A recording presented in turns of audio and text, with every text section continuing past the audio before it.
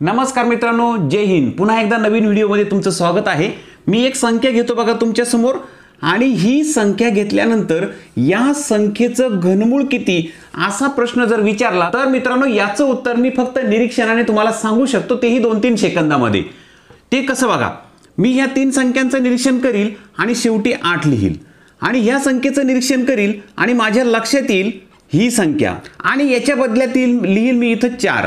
तर 48 चा घन केल्यानंतर म्हणजे याचं घनमूळ आहे 48 आणि 48 चा घन केल्यानंतर तुम्हाला ही संख्या मिळेल। बघा, दिलेल्या संख्येचं घनमूळ काढणं काही विशेष काम नाही, फक्त निरीक्षण करून तुम्ही घनमूळ काढू शकता। तुम्ही म्हणाल सर तुम्ही हे कसं केलं, तर हेच समजावून देण्यासाठी आजचा व्हिडिओ घेऊन आलोय मित्रांनो। घनमूळ काढण्यासाठी काय बेसिक आवश्यक आहे ते समजावून देतो आणि काही उदाहरणं घेतो म्हणजे तुमचा सराव देखील होईल। आजचा व्हिडिओ पाहिल्यानंतर मित्रांनो कोणतीही संख्या दिली तर त्याचं घनमूळ तुम्ही 2-3 सेकंदात काढणार म्हणजे काढणार। तर चला सुरू करूया आजचा व्हिडिओ।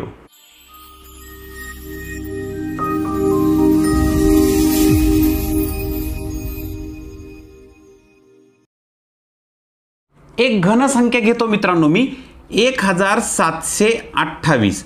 या संख्येचं घनमूळ किती असा प्रश्न जेव्हा येतो त्यावेळेस निरीक्षणाने घनमूळ काढण्यासाठी आपल्याला कोणकोणती बेसिक माहिती असावी लागते ते समजावून घेऊ। पहिल्यांदा तुम्हाला एखाद्या संख्येचं घनमूळ काढायला सांगितलं की त्या संख्येच्या एकक स्थानी कोणता अंक आहे पाहून घ्यायचा। एकक स्थानी 8 आहे ना, तर घनमुळामध्ये नेहमी 2 हाच अंक येतो, यापेक्षा वेगळा अंक येतच नाही।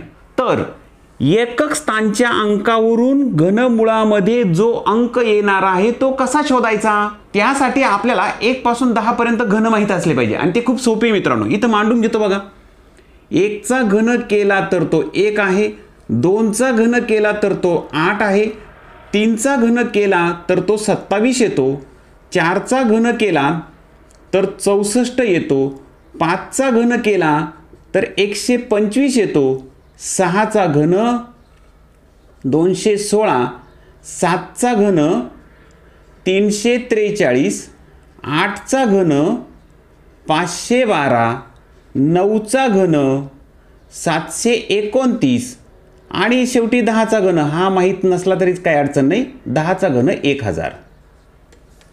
आता इथं लक्षात घ्या मित्रांनो, इथं घन संख्या दिली तिच्यावरून आपल्याला घनमुळाच्या एकक स्थानी 2 हा अंक येतो। इथं 8 आहे तर 2 येतो, हे कसं ओळखलं? इथं बघा, ही घन संख्या आहे बरोबर, ह्या सर्व घन संख्या आहे आणि ही त्यांचे घनमूळ आहे। 27 ही घन संख्या आहे, तिचं घनमूळ 3 आहे। 64 ही घन संख्या आहे, तिचं घनमूळ 4 आहे बरोबर। 4 चा घन 64 आणि 64 चं घनमूळ 4। अशा पद्धतीने आपण समजून घेतो की नाहीये। तर इथं जेव्हा घनसंख्येचे एकक स्थानी 8 असतो तेव्हा घनमुळामध्ये 2 असतो बघा। आलं लक्षात मित्रांनो? याचा अर्थ असा होतो 32 चा जर तुम्ही घन केला, इथे एकक स्थानी 2 आहे ना, तर जी घन संख्या असेल तिच्या एकक स्थानी 8 असणार। ही आयडिया आपल्याला इथं कळते आणि हेच आपल्या लक्षात आलं पाहिजे। 8 जर घनसंख्येच्या एकक स्थानी 8 असेल तर घनमुळामध्ये आपल्याला 2 मिळतो, म्हणून इथं याचं घनमुळामध्ये 2 काढला। एक पायरी लक्षात आली तुमच्या? संख्या दिली की तिच्या एकक स्थानी कोणता अंक आहे बघा, त्यावरून तिच्या घनमुळामध्ये कोणता अंक आहे बघा। इथं एकक स्थानी 8 आहे तर घनमुळात 2 येईल, हे आपल्या ह्या टेबलवरून लक्षात येतं।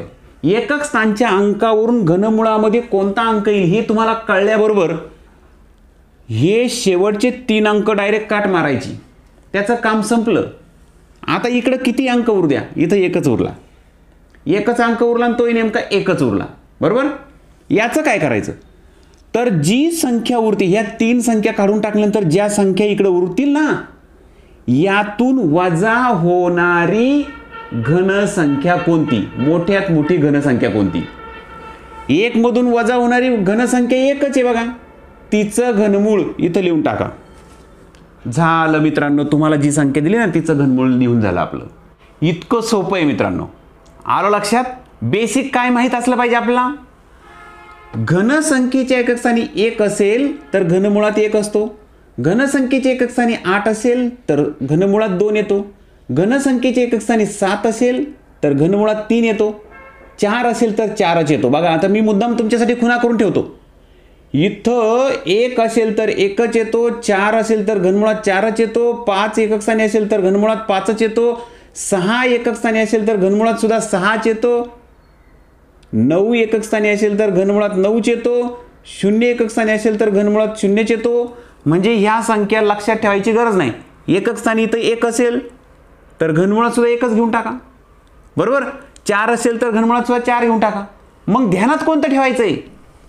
8 असेल तर 2 येतो. बघा याला मी जरा असा चौकोन करतो. 8 असेल तर 2 येतो आणि 2 असेल तर घनमुळात 8 येतो. समजलं तुम्हाला? 2 असेल तर 8 येतो आणि 8 असेल तर घनमुळात 2 येतो. बघा इथं 8 होता ना, घनमुळात 2 आला. इथं घन संख्येच्या एकक स्थानी 2 जर असला तर घनमूळ काढताना लगेच 8 लिहून टाकायचा. 2 असेल तर 8 लिहायचा, 8 असेल तर 2 लिहायचा. आलं लक्षात? तसंच बघा इथं 7 असेल तर 3 येतो आणि 3 असेल तर 7 येतो. 7 असेल तर 3 येतो आणि 3 असेल तर 7 येतो. बस या संख्यांच्या जोड्याच फक्त लक्षात ठेवा. 7 असेल तर 3, 3 असेल तर 7, 8 असेल तर 2, 2 असेल तर 8. बाकी जो असेल तोच अंक घनमुळात लिहायचा. आलं लक्षात? ही साधीशी ट्रिक जो ही लक्षात ठेवील तो 99 पर्यंत कोणत्याही संख्यांच्या घनसंख्येवरून घनमूळ काढू शकतो. आता आपण प्रत्यक्ष उदाहरणं घेऊ आणि किती सोपी ट्रिक आहे समजून घेऊ. 2 उदाहरणं तुमच्या समोर घेतली बघा मित्रांनो. इथं कर्णी चिन्ह टाकलं आणि इथं कर्णी चिन्हाच्या इथं कोपऱ्याला 3 लिहिला. याचा अर्थ ही आतमध्ये जी संख्या आहे तिचं घनमूळ काढायचं आहे, तिसरं मूळ काढायचं आहे. इथंही तेच आहे बघा. आता इथं महत्वाची गोष्ट अजून एक लक्षात ठेवायची, जी संख्या दिली ती कुणाची तरी घनसंख्या असलीच पाहिजे, बरोबर की नाही? तर ती अशी कोणती मांडून उपयोग नाही. म्हणून मी अगोदर एका संख्येचा घन करून घेतला आणि तो घन इथं लिहिला. ही घनसंख्या आहे, हिचं घनमूळ शोधायचे. कसं बघा, काय सांगितलं मी? जी घनसंख्या दिली तिचं घनमूळ शोधताना सर्वात सुरुवातीला काय करा? पहिली पायरी काय? एकक स्थानचा अंक पहा. एकक स्थानच्या अंकावरून घनमुळाचा एकक स्थानचा अंक लिहून टाका लगेच. 7 आहे ना, तुम्हाला मी सांगितलं 7 असेल तर घनमुळात 3 येतो, 3 असेल तर 7 येतो, 8 असेल तर 2 येतो, 2 असेल तर 8 येतो. बाकी नंतर कोणतेही अंक असू द्या तेच येतील, जे आहे तेच येतील. 7 एकक स्थानी 7 आहे, घनमुळात 3 येईल. 3 अंकांचं काम संपलं. आता राहिले हे 2 अंक, हे 3 अंक उरले. आता इथं यांचं काय करायचं? यातून वजा होणारी मोठ्यात मोठी घनसंख्या कोणती? तर ती 125. बघा हे लक्षात आलंच पाहिजे तुमच्या. 148 मधून 125 वजा होतील, 216 वजा होणार नाही. बघा 125 वजा होतील कारण तो 5चा घन आहे, 6चा घन 216 वजा होणार नाही. 125 वजा होतील ना, मग हिचं घनमूळ जे आहे ते इथं लिहून टाका 5. 125चं घनमूळ 5 झालं मित्रांनो तुमचं उत्तर. इतकी मोठी संख्या दिली होती, हिचं घनमूळ विचारलं, ते आहे 53. आता 53चा घन करा बरं तुम्ही. 53 गुणिले 53 गुणिले 53 करा, तुम्हाला उत्तर हे मिळेल. आलं लक्षात? इथं बघा पुढची संख्या दिली, पुन्हा एकदा तुमच्या लक्षात आलं. आता शेवटच्या अंकावरून काय करायचं? एकक स्थानचा अंक शोधा. 3 आहे ना, 7 येईल. आलं लक्षात? आता हे 3 अंकाचं काम संपलं. उरले हे 3 अंक. याचं काय करायचं? या उरलेल्या अंकांचं यातून वजा होणारी मोठ्यात मोठी घनसंख्या कोणती? तर ती आहे मित्रांनो 216 आणि तो 6चा घन आहे. 7चा घन 343, याच्यातून वजा होणार नाही 343, तर 216 वजा होतील म्हणून 6, त्याचं घनमूळ आहे 6. झालं काम मित्रांनो. 67चा घन आहे दिलेली संख्या. आलं लक्षात? किती सोपं आहे बघा. नाही लक्षात आलं? अजून उदाहरण घेतो, काळजी करू नका. तुम्हाला माहिती सराव होण्यासाठी अजून उदाहरण घेईन, पण ही पद्धत एकदा समजून घेतल्यानंतर पुन्हा आयुष्यभर विसरायचं नाही मित्रांनो, कारण इतकी सोपी पद्धत दुसरी कोणतीही नाही. घनमूळ काढण्याची सर्वात सोपी ट्रिक आहे ही. पुन्हा 2 उदाहरणं घेतली मित्रांनो. पुन्हा एकदा सराव करूया, कारण सरावाशिवाय गणित नाही मित्रांनो. चला, 5,92,704 ही जी संख्या आहे ना, ही कोणत्या तरी संख्येचा घन आहे, बरोबर. तर त्या कोणत्या संख्येचं घन आहे ते शोधायचं, म्हणजे ह्या संख्येचं घनमूळ किती आहे. कसं शोधायचं? एकक स्थानचा अंक चेक करा. 4 आहे ना, 8 असेल तर 2 येतो, 2 असेल तर 8 येतो, 7 असेल तर 3 येतो, 3 असेल तर 7 येतो. उरलेले अंक जो असेल तोच येतो. घनमुळाचे एकक स्थानी इथं 4 आहे ना, तर 4च येईल. आलं लक्षात? इथं लक्षात येईल बघा तुमच्या. इथं 4 आहे ना, तर 4च येईल. आलं लक्षात? आता ह्या 3 अंकांचं काम संपलं. उरले हे 2 अंक. आता यातून वजा होणारी सर्वात मोठी घनसंख्या कोणती? तर ती 512 आहे. बघा तक्ता जर पाहिला ना तुम्ही, तुमच्या लक्षात येऊन जाईल. बघा इथं 512 आहे ना, 512 या 592 मधून 512 वजा होऊ शकतात. 729 वजा नाही होऊ शकत, म्हणून 512 वजा होतील ना, तिचं घनमूळ 8 आहे ना, ते लिहून टाका इथं. झालं मित्रांनो उत्तर. 5,92,704 या संख्येचं घनमूळ 84 हे आहे. चला पुढं. 9च्या एकक स्थानी, इथं 9 एकक स्थानी आहे ना, तर घनमुळाच्या एकक स्थानी 9 ची. आलं लक्षात? 3 अंकांचं काम संपलं. 970 मधून वजा होणारी सर्वात मोठी घनसंख्या कोणती? 729 आहे बघा, बरोबर की नाही? 729चं घनमूळ आहे 9, म्हणून दिलेल्या संख्येचं घनमूळ आलं 99. एकदम सोपी पद्धत आहे. आता जर तुमच्या ही पद्धत लक्षात आली असेल, कोणतीही घनसंख्या दिली आणि तिचं घनमूळ कसं काढायचं हे तुमच्या जर लक्षात आलं असेल ना, 2 उदाहरणं मी तुम्हाला देतो सरावासाठी. चला 2 उदाहरणं पहिल्यांदा लिहून घ्या तुम्ही, आणि मग त्याची उत्तरं पण सांगून ठेवतो मी. ती उत्तरं तुमची बरोबर येतात का ह्या ट्रिकने ते तुम्ही चेक करायचं आहे. 2 उदाहरणं तुमच्या सरावासाठी दिली बघा मित्रांनो. ही जी संख्या समोर दिसते हिचं घनमूळ किती? तर याचं घनमूळ आहे मित्रांनो 47. तुमचं ट्रिकने आपण जे शिकलो ना त्या पद्धतीने करून पहा, तुमचं उत्तर 47 येतं का चेक करा. आणि हे जे उदाहरण आहे मित्रांनो, याचं उत्तर आहे 86. तर हेही उत्तर तुमचं बरोबर येतं का चेक करा मित्रांनो.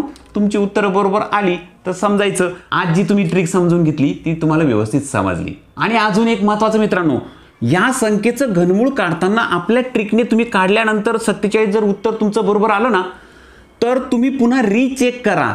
47 गुणिले 47 गुणिले 47 करा. हे करण्यासाठी तुम्ही कॅल्क्युलेटरचा उपयोग केला तरी चालेल. आणि हे केल्यानंतर उत्तर हे येतं का बघा. म्हणजे जर हे उत्तर येत असलं तर समजायचं तुम्ही जे घनमूळ काढलं ते बरोबर आहे. तसंच इथं रीचेक करा. याचं घनमूळ 86 येतं का चेक करा, आणि 86चा घन करा, तो हा येतो का बघा. म्हणजे अजून थोडा जास्तीचा सराव होईल मित्रांनो. आजच्या व्हिडिओत मी तुम्हाला कोणतीही संख्या दिली, कोणतीही घनसंख्या दिली तर तिचं घनमूळ कसं काढायचं झटकन ते समजावून दिलं. व्हिडिओ कसा वाटला नक्की सांगा मित्रांनो. व्हिडिओ आवडला असेल तर लाईक करायला विसरायचं नाही. नेहमीप्रमाणे मित्रांनो तुम्हाला माहिती आहे आपल्या चॅनलवर गणित एकदम सोप्या पद्धतीने समजावून दिलं जातं. त्यामुळे मित्रांनो आपल्या चॅनलला सबस्क्राईब सुद्धा करायला विसरायचं नाही. चॅनलला लगेच लाईक करून टाका आणि सबस्क्राईब देखील करून टाका. आणि हा व्हिडिओ तुमच्या मित्रांना गरजेचा असेल तर तुमच्या किमान 5 मित्रांना आपला हा व्हिडिओ शेअर करायला विसरू नका. व्हिडिओ कसा वाटला हे नक्की कळवा मित्रांनो. व्हिडिओच्या खाली कमेंट बॉक्समध्ये तुमचा प्रतिसाद नक्की लिहा. घनमूळ काढण्यासंबंधीची जशी अशी ट्रिक आहे ना मित्रांनो, तशीच कोणत्याही संख्येचं वर्गमूळ काढण्याची सुद्धा एकदम सोपी, जगातली सर्वात सोपी ट्रिक आहे. त्या ट्रिकवर आधारित सुद्धा व्हिडिओ तुम्हाला लवकरच येईल मित्रांनो. तोपर्यंत तुम्ही घनमूळ काढण्याच्या ट्रिकचा सराव करा. लवकरच भेटूया पुढच्या व्हिडिओमध्ये. तोपर्यंत बाय बाय, जय हिंद.